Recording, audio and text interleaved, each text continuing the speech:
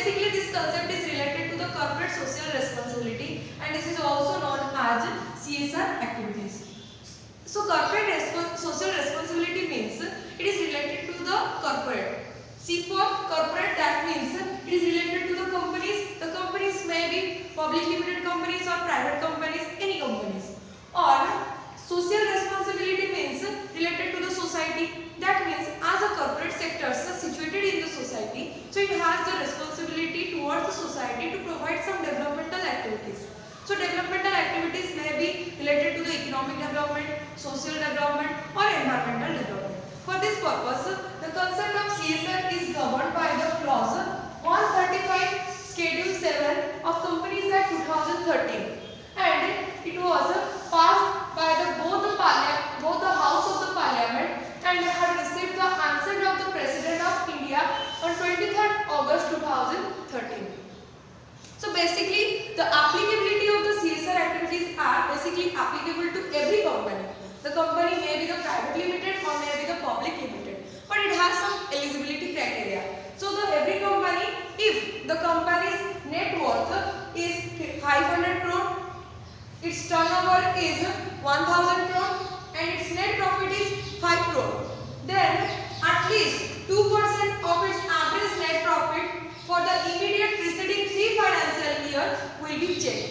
So if the company exceeds this limit, then it has contributed at least 2% of its average profit. So basically this is applicable to those sectors who complete the criteria or who cover the criteria of the CSR activities. And these are basically these activities, if the activities provide to the employees or the employee's family, then this not cover under the CSR activities.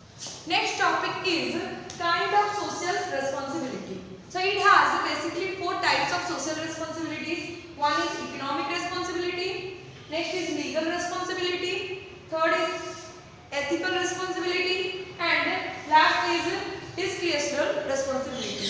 We discuss this one by one. First is economic responsibility. As the business involves the economic activities, so business has a responsibility towards the economic development of the country. Next is legal responsibility. Legal responsibility means business operates within the legal framework. That means the businessmen are expected to abide the rules and regulations and behave a socially responsible manner. That means legal responsibility is related to the obey the rules and regulations related to the acts. The next is ethical responsibility. Ethical responsibility refers to the moral obligation of the business enterprises. Example, respecting religious sentiments, dignity of the people while advertising their product, etc. And the last is discretionary responsibility. Discretionary responsibility means the facilities given to the society or the helping towards the society. So this is related to the contribution to the charity or helping the people affected by the natural calamities like flood, cyclone, earthquake, etc. So these are basically the kinds of social responsibilities. Next topic is social responsibility towards different interest groups.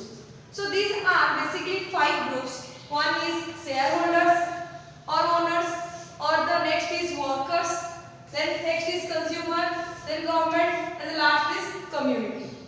So basically these are the groups, interested groups. That means the business provided some facility to this type of groups. So first is shareholders. So basically the corporate sectors or the business has a responsibility towards the shareholders are to provide the fair return on their investment that the shareholders invest on their business. So the business has a responsibility that it provides the fair return on their capital investment. The next is it ensures safety of such investment and to provide regular, accurate and complete information about the working of the company. Next is interested group is workers. So the business has a responsibility towards the worker is it provides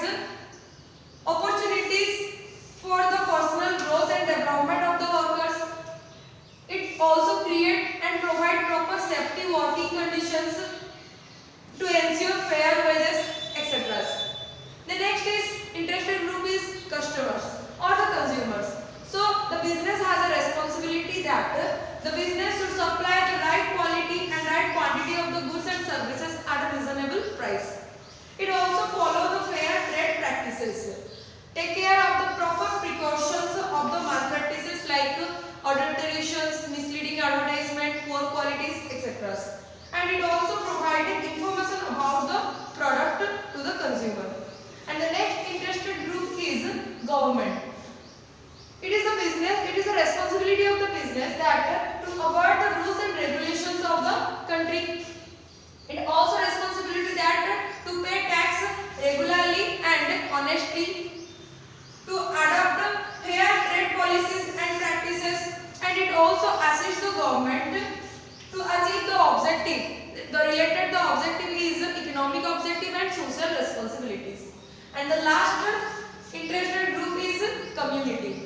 So here the basically business has a responsibility that to protect the natural environment, avoid all the pollutions, to follow the social norms, conventions, traditions, customs while framing the business policies and practices. So these are the basically interested group of the social responsibilities. Our next topic is causes of pollution. So basically pollution may be defined as introduction of contaminants into the environment which causes instability, disorder, harm or discomfort to the ecosystem. So the causes may be in the following way. The causes of the pollution may be air pollution, another is water pollution, next is land pollution, and next is noise pollution. First is air pollution. Air pollution, that means the pollution in the air and which affect the environment. So it is the contamination of the air by discharging of the harmful substance, and it may due to carbon monoxide emitted by the automobile, smoke and other chemical manufacturing plants. Next is water pollution. Water pollution means when the toxic substance enter into the river, streams or any other water bodies and get dissolved. It is known as water pollution, and this leads to the water pollution. It has lead to the death of several animals and also threat to the human life. Next pollution is land pollution. Land pollution means it is caused due to the dumping of the toxic waste on the land, and thus reason will be there is a pollution on the land. And the use of this is reason due to the use of synthetic fertilizer, pesticides or polluted water in the agricultural land. This leads to the land pollution. And the last is noise pollution.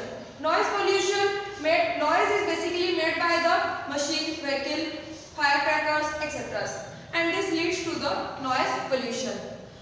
The effect of the noise pollution is there is various diseases in case of the noise pollution, that is loss of hearing, mental disorder, rise of chance of the heart attack, etc. So these are the basically causes of the pollution and their effects of the pollution.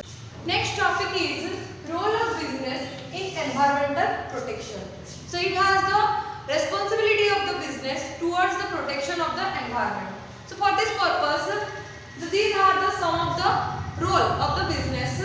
First is formulating policies to the control pollution.